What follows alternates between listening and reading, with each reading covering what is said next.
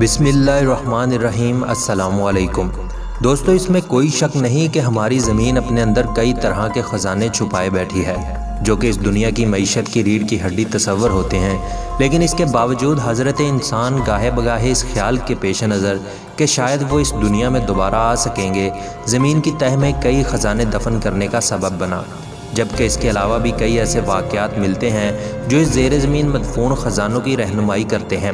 لیکن آج ہم اپنے ناظرین کو ایک ایسی دنیا کی سیر پر لے کر جا رہے ہیں جہاں زیر زمین نہ صرف ہزاروں ٹن سونا دفن ہے، بلکہ حیرت انگیز بات یہ ہے کہ اس مقام کے بارے میں اب رازداری کا کوئی پہلو بھی موجود نہیں رہا۔ خزانوں کے متلاشی حضرات کی لاتعداد ٹیمیں اس خزانے کو پانے کی جدوجہد کر چکی ہیں، لیکن اب تک کوئی بھی انسان ان راستوں سے واقف ہونے کے باوجود خزانوں تک نہیں پہنچ سکا۔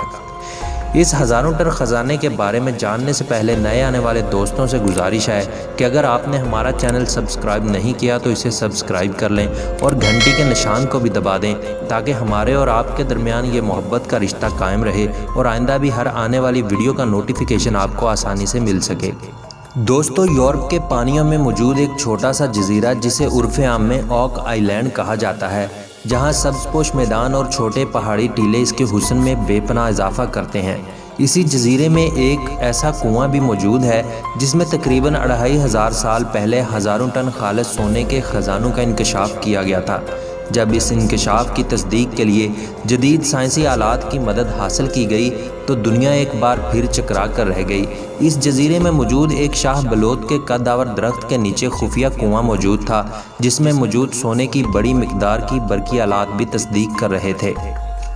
دوستو، اس خزانے کی تصدیق کے بعد حکومتی حکمت عملی کے تناظر میں اس خزانے کو راز رکھنے کی کوشش کی گئی، مبادا حکومتی ٹیم خزانے کو نکالنے میں کامیاب ہو جائے، لیکن بدقسمتی سے یہ راز نہ رہ سکا اور کسی صحافی نے اس کی موجودگی پر آرٹیکل لکھ کر اس کے متلاشی لوگوں کے دلوں میں ہلچل مچا دی۔ چنانچہ اس کے بعد سال 1795 اتوار کی ایک صبح 3 دوست جو کہ خاص طور پر سونے کے کاروبار سے منسلک تھے، انہوں نے خاموشی سے اس جزیرے کی طرف عزم سفر باندھا تاکہ وہ اس خزانے کو حاصل کر سکیں۔ وہ لوگ اس جزیرے کی پوری تاریخ سے واقف تھے۔ یہ جزیرہ کبھی سمندری قزاقوں کی بستی کے طور پر مشہور تھا اور وہاں پر موجود ڈاکو وہاں سے گزرنے والے بحری جہازوں کو لوٹ لیا کرتے تھے۔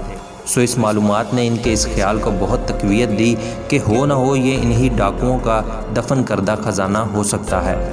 دوستو، اس جزیرے کے بارے میں محکمہ آثار قدیمہ نے جو رپورٹ پیش کی اس کے مطابق ڈاکو شراب کے نشے میں دھت تھے، کسی بات پر اشتعال میں آنے پر باہم ایک دوسرے کا قتل کر دیا، جس کی تصدیق اس جزیرے میں ریت کی تہوں میں ملنے والے خنجر اور سونے کے سکے بھی کر رہے ہیں۔ الغرض یہ تینوں دوست اس جزیرے پر پہنچے اور وہاں آ کر اس خزانے کی تلاش شروع کر دی۔ اسی دوران ان کے ایک ساتھی جس کا نام ڈینی ڈوگن تھا، اس نے شاہ بلوط کے اس درخت کو دیکھ لیا جس کی ٹہنیوں سے بندھے ہوئے رسے زمین کی تہوں میں جا کر دفن ہو رہے تھے۔ اس نے اپنے ساتھیوں کو اس طرف متوجہ کیا، پھر تینوں مہمجو دوستوں نے اس علاقے کی کھدائی شروع کر دی جس کے نیچے اس خزانے کا امکان ہو سکتا تھا، لیکن اس کام پر ان کو ایک طویل وقت صرف کرنا پڑا۔ شاخوں سے لٹکتے ہوئے وہ رسے انہیں بار بار یہی پیغام دے رہے تھے کہ رسوں کی مدد سے کوئی قیمتی دھات زمین کے سینے میں اتاری گئی ہے، لیکن سالہ سال کی محنت کے بعد بھی اپنے مشن کی تکمیل میں کامیاب نہ ہو سکے۔ آخرکار انہوں نے خزانے کا تذکرہ ڈاکٹر جان لینڈس سے کیا، جو نہ صرف آثار قدیمہ کا ماہر تھا بلکہ زیر زمین چھپے خزانوں کے بارے میں بھی کافی علم رکھتا تھا۔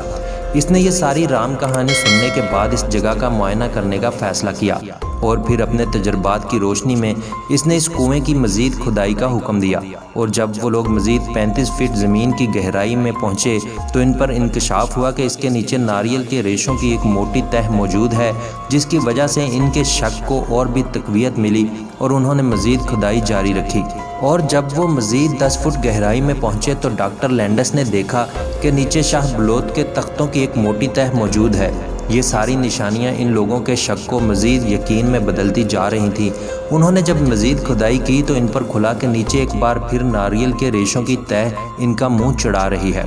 اتنی کھدائی کرنے کے بعد ڈاکٹر نے اپنے مزدوروں کو حکم دیا کہ وہ مزید نیچے جانے کی کوشش کریں، لیکن محض 8 فٹ کی گہرائی کے بعد ان کو ایک ایسا چپٹا پتھر نظر آیا جس پر چند آڑی ترچھی لکیریں کھینچی ہوئی تھیں۔ ڈاکٹر نے جب اس اجنبی لکھائی کو پڑھنے کی کوشش کی، اسے اندازہ ہوا کہ شاید خزانہ ابھی 100 فٹ سے بھی زیادہ گہرائی میں موجود ہے۔ دوستو، ڈاکٹر لینڈس اس خزانے کے حصول کے لیے اپنی آخری حد تک جانے کا فیصلہ کر چکا تھا، سو اس نے پانی کے اوپر آنے تک انتظار کیا۔ جب پانی قریب پہنچا تو ڈاکٹر کی خوشی کی انتہا نہ رہی، کیونکہ پانی کی سطح پر لکڑی کے کچھ ٹکڑوں کے ساتھ سونے کے ذرات بھی اپنے ہونے کی گواہی دے رہے تھے، جبکہ پانی کی سطح پر کاغذ کے کچھ ٹکڑے بھی تیرتے ہوئے نظر آئے۔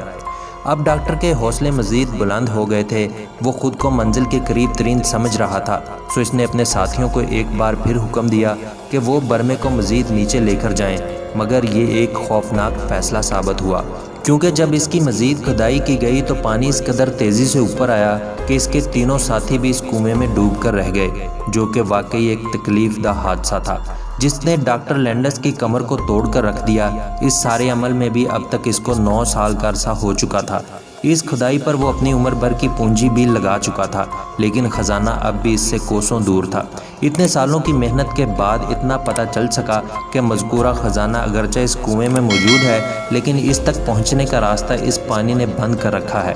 وہ نہیں چاہتا تھا کہ اپنے دوستوں کی ہلاکت کے بعد کسی اور اجنبی آدمی کو اپنے ساتھ شامل کرے، اور نہ ہی اس کے پاس مزید کھدائی کے لیے وسائل موجود تھے، سو اس نے اس امید پر واپسی کا سفر اختیار کیا کہ اگر ممکن ہوا تو وہ دوبارہ نئے ساتھیوں اور جدید آلات کے ساتھ آ کر اپنے اس مشن کی تکمیل کرے گا، لیکن اس کا یہ خواب شرمندہ تعبیر نہ ہو سکا اور وہ اس سے قبل ہی اس جہان فانی سے کوچ کر گیا۔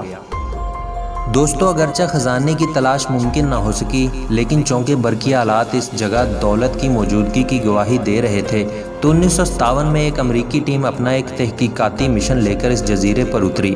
جس نے بعد از طویل تحقیق اپنی رپورٹ مرتب کی۔ اس میں لکھا کہ کچھ شک نہیں کہ اس کے نیچے سونے کا ایک بہت بڑا خزانہ موجود ہے، لیکن اس کو نکالنا تقریباً ناممکن ہے۔ انہوں نے یہ بھی انکشاف کیا کہ اس پانی کو زمین کی گہرائیوں میں پہنچانے کے لیے زیر زمین سرنگوں کا ایک جال بچھایا گیا ہے۔ یہی وجہ ہے کہ مذکورہ ڈاکٹر جب وہاں تک پہنچا، پانی تیزی سے اوپر آ کر اس کا راستہ روکنے میں کامیاب ہو گیا۔ اس خزانے کے متعلق علاقائی طور پر یہ بات بھی مشہور ہے کہ اس خزانے پر کسی غیبی قوت کا اثر ہے، جو اس کی تلاش میں آنے والوں کی ناکامی کا سبب بنتی ہے۔ دوستو، ویڈیو پسند آنے کی صورت میں اسے لائک کریں، کمنٹ کریں اور اپنے دوستوں کے ساتھ بھی ضرور شیئر کیجیے گا۔